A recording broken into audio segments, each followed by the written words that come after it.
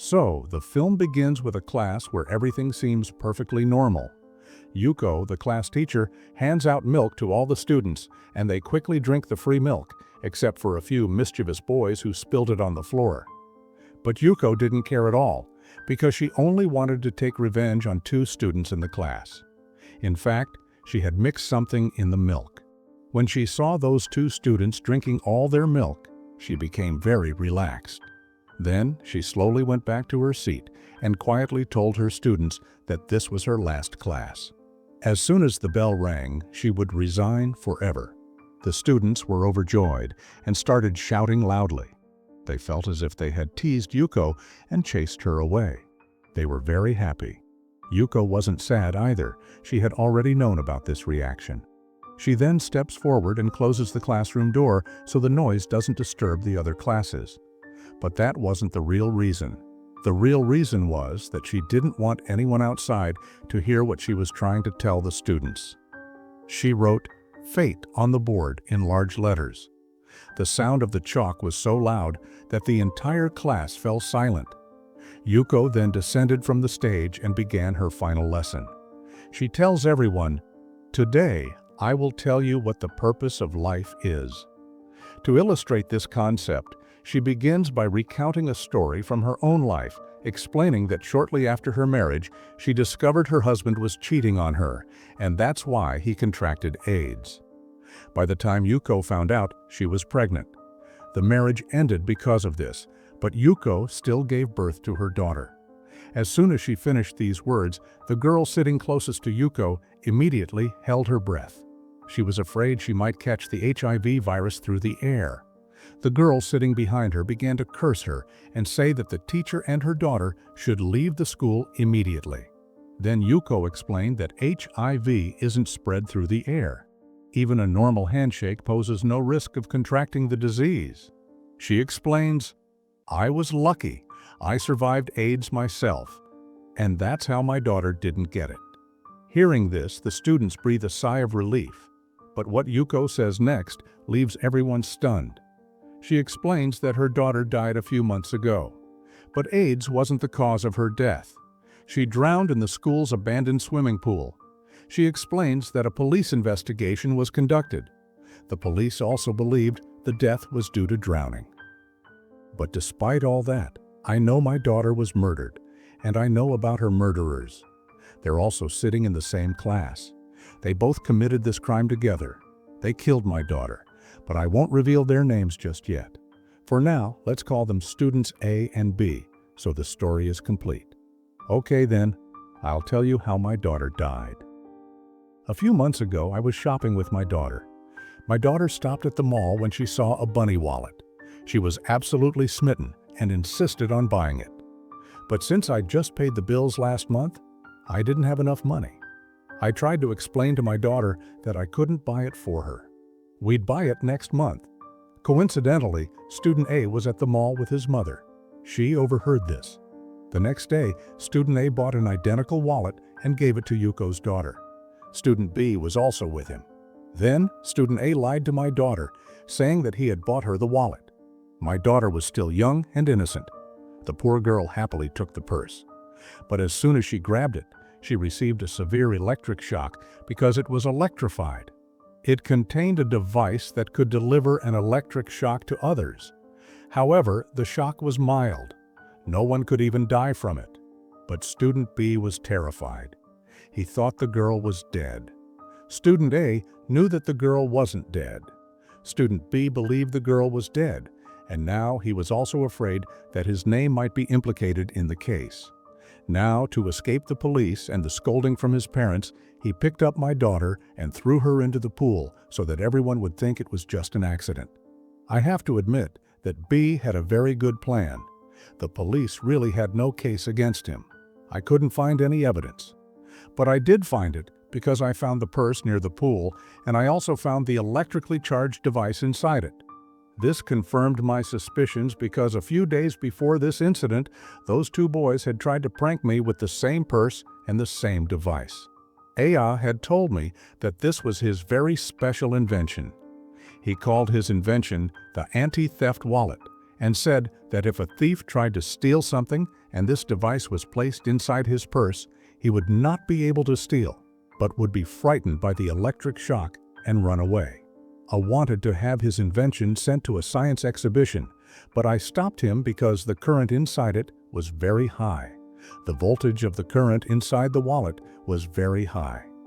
If the person holding the purse had wet hands, this current could have an even more dangerous effect, and for safety's sake, I rejected the application. But I didn't know that boy was so arrogant that after I rejected his application, he would go to the principal and get it signed. Now, just imagine student A's luck. Neither did the principal pay any attention, nor did he come to the competition. The other participants and judges noticed that this experiment had many risks and no safety measures at all. And then student A won the competition. Student A even won the Best Idea Award. A had thought that his invention would make him famous all over the world, but his news was only published in a small corner of the paper. When he read the headlines, there was a story about a 13-year-old girl who had killed her entire family. Basically, student A wanted to be famous, and this news drove him crazy. He realized that no matter how much he helped science, he wasn't getting the same progress as criminals. Who knows what kind of mess he started creating in his mind. At first, he had no friends. Then he befriended student B. Student B was the strangest boy in the class. He didn't excel in his studies, didn't interact with others, and most importantly, he was a coward. To top it all off, I caught student B playing games at a video game shop one day. He was playing games after school was closed, so I made him clean the area around the swimming pool. From that day until today, student B hated me. When student A and B spent some time together, they both realized that they both hated me, teacher Yuko, and they targeted my daughter to vent their anger. Student A had deliberately increased the voltage of the purse that day so that my daughter would receive a severe shock. The point of this entire story is that there are two students in this class, A and B, who assaulted my daughter, and I want revenge on them. I wanted to do everything legally. That's why I reopened the case. But then I realized that, according to Japanese law, even if I won the case, the children wouldn't be punished because they were under 14. They would be sent to a reform school for education, but they would be released quickly. Yuko knew the nature of those two students well, so she didn't think such a small punishment would be enough for them. Yuko told everyone, "Look, kids, I'm a teacher. Beyond teaching you, I have a duty to make you good people." So I took it upon myself to make them good people and teach them a lesson. That's why I came up with a novel plan. I took my husband's HIV-positive blood and injected it into the two children's milk, and I've seen them drink every last drop of milk. Soon, they would both become infected with HIV and develop AIDS. The class understood who Ms. Yuko was talking about. There was only one child in the class who invented it, and everyone knew his friend. Ms. Yuko still doesn't mention his name and tells the two children to remember to get their blood tests done every 3 months. The HIV virus takes 2 to 12 months to mature. By then, they'll have plenty of time to reflect on their misdeeds and apologize. Just as Yuko says this, the bell rings and Yuko's last class ends. The class was over, but Yuko's revenge had just begun. The new semester begins just a few days later. A new teacher joins the class. This teacher is very young, and unlike Yuko, he quickly mingles with the students. The teacher notices that all the students were attending school regularly. Everyone's behavior was normal, but one child was on continuous vacation. The children said his name was Naoki, and he was under a lot of stress. That's why he didn't come to school. The teacher found this strange and explained to the students that they should take care of their peers in every way. That's why he had everyone write prayer notes and go to Naoki's house. They hadn't done this once. The teacher and class monitor now started visiting Naoki's house every week to encourage him to return to school. Each time they tried to meet Naoki, his mother would brush them off, saying something or the other. She wouldn't let Naoki meet them, nor would she reveal anything about what had happened. We see that Naoki had completely changed since his last class. He would always lock himself in his room. He would wash everything he touched 100 times. But despite all this, he still wouldn't bathe. Seeing Naoki in this state, his mother became extremely worried. She couldn't bear to see her son so dirty.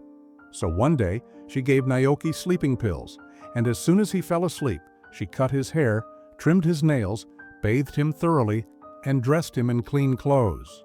As soon as Naoki woke up, he started screaming loudly. His body odor had disappeared. His hair was neatly trimmed. His room was much cleaner. He was now going crazy. He would scream loudly and break things in his room. Naoki's mother couldn't understand why he was doing this. Now, Naoki's mother began to notice that whenever any teacher or other student from school came home, Naoki's anger attacks increased even more. That's why she refuses to let teachers and students come to her house. But despite all this, Naoki's mother wanted to know why he was so afraid of these notes. They laid out all the notes in front of her and were shocked to see that when combined, the first words of all the notes spelled out, "The murderer dies." What was all this? Unable to understand, Naoki's mother rushed to her son to find out the truth. This time, Naoki didn't hide anything from his mother and told her the entire story of Yuko's daughter's murder. He confessed, "As soon as I picked Yuko's daughter up to throw her into the pool, she regained consciousness. I also knew she was alive, but I was afraid the girl would tell everyone about me. That's why I threw her into the pool and confessed that I was the one who murdered her. I thought that if I didn't do it, even one of my friends would think I was a coward. I just wanted to appear cool, and that's why I did everything." His mother felt as if the sky had fallen on her head upon hearing the truth. She collapsed in fear. She couldn't believe that her son, who wasn't even 12 years old, was a murderer. Naoki tried to explain the situation to her, but his mother left him. A few days passed in such stress.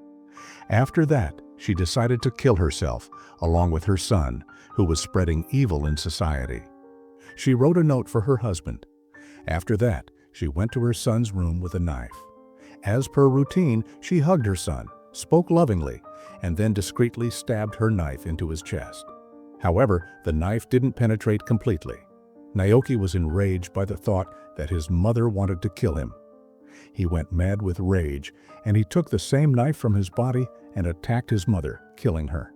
After this furious attack, Naoki, upon regaining consciousness, was even more upset to discover that he had murdered his own mother. He was filled with guilt for killing not just one, but 2 people. Meanwhile, Watanabe, student A, who had created the anti-theft wallet, was also in trouble because he was suspected of having HIV. His classmates constantly teased him, but despite all this, Watanabe remained silent. One day, fed up with this, he cut his finger in a fit of rage, and showing the blood that oozed from it, began threatening the other children, saying, "If you tease me again, I'll inject you with this blood and infect you with HIV." Seeing this, the monitor supported Watanabe. The kids start bullying the monitor, forcing her to kiss Watanabe so she can get infected. Even the monitor was upset today, but as she was about to go home, Watanabe stopped her on the way. He showed her his HIV test, which was negative. He told her, "I didn't have AIDS, so you shouldn't worry, nothing will happen to you either." They started talking, and the monitor asked Watanabe why he did all that. Watanabe began his story, explaining that, "My mother was a great scientist, but the man she married, my dad, had a very low IQ.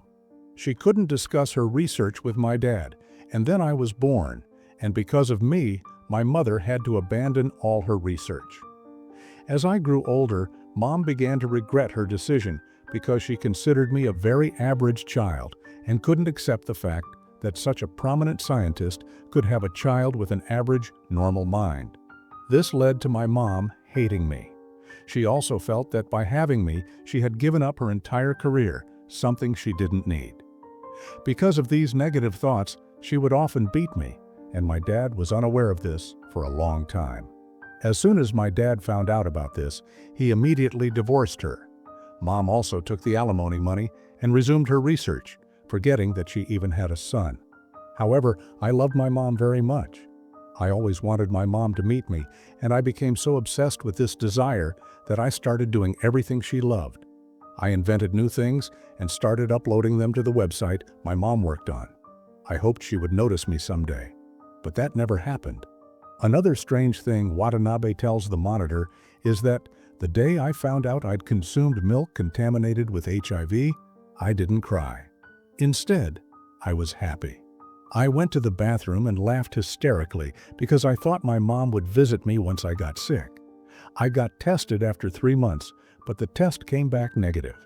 Now I felt like I had to try to meet my mom myself. Previously, my posts had 0 views. Then I adopted a new method and tortured animals with my invention to demonstrate that my invention could also be used to torture thieves. People didn't understand my intention, but they saw the torture of animals, and they seemed to enjoy it. Suddenly, my posts started getting a lot of views and comments.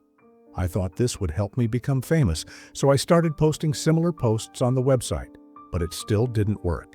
Even after today's post, my mom didn't notice me. After hearing this story, the Monitor begins to sympathize with him, and the two become friends. Then, the Monitor also goes home. But she leaves her diary with Watanabe. Watanabe reads her diary and is shocked to learn that the Monitor was actually in cahoots with teacher Yuko. Both the Monitor and the new teacher took money from Yuko, and that's why they would make all the children write notes and go to Naoki's house. In those notes, it was the Monitor who highlighted the spelling of the murder. After learning this truth through the diary, Watanabe becomes even more frightened, convinced that no one in this world is trustworthy. He also fears that the Monitor became his friend at Yuko's insistence. Could she also be seeking revenge on Watanabe for Yuko? The next day, when the Monitor comes to meet him at his mother's old lab, Watanabe becomes angry at her for reading the diary. He had to hear this and then says that the Monitor also told him the entire plan. Every word she said pierced Watanabe's heart. How could it be possible that there was no one in the world who loved him? He becomes so enraged at the Monitor that he picks up a large knife and brutally stabs the Monitor, then uses the same knife repeatedly to dismember her body, filming it all. He freezes all of the Monitor's body parts in the freezer, and from then on, whenever he opens the fridge, he politely says hello to his dead Monitor. Until then, he wasn't even afraid that he had murdered another girl, knowing that under Japanese law, he wouldn't face any punishment at his age. Therefore, he makes a video of himself and explains everything he did. He also reveals that he has now built a bomb, which he will install at school the next day during annual day. He knows he will receive a position at annual day, and as soon as he does, he will detonate it. He wants his mother to at least know through this video that her son isn't a worthless wretch, but a brilliant scientist, just like her. After setting a timer and uploading the video, he installs the bomb at school, and as planned, after his speech the next day, all the students are applauding. So he presses a button on his mobile phone with the bomb installed, but nothing happens. This disturbs him and he leaves the auditorium, where he meets Yuko. Yuko has been monitoring his every move. She reads all the blogs and videos posted on his website, and it was from them that she learned that he was going to plant a bomb in the school the next day. That's why Yuko disposed of the bomb in advance, saving all the children's lives. Now Yuko tells Watanabe, "You're doing all this to get your mother's attention, but your mother doesn't even want to hear your name. I went to see her this morning. I gave her this gift and told her that you sent it, but she didn't even open it. And now, as soon as you pressed the button on the bomb, it exploded right there in your mother's office. If your mom had loved you and opened that gift, she would have known it contained a bomb. But her hatred for you killed her. And your actions here have taken away everything you wanted in life, and now you will live with this pain for the rest of your life." Yuko's words were devastating to Watanabe. His nose started bleeding, and he was now screaming loudly, sitting among all the children. By insulting him in this way, Yuko's revenge was complete. So she leaves, and the movie ends with this.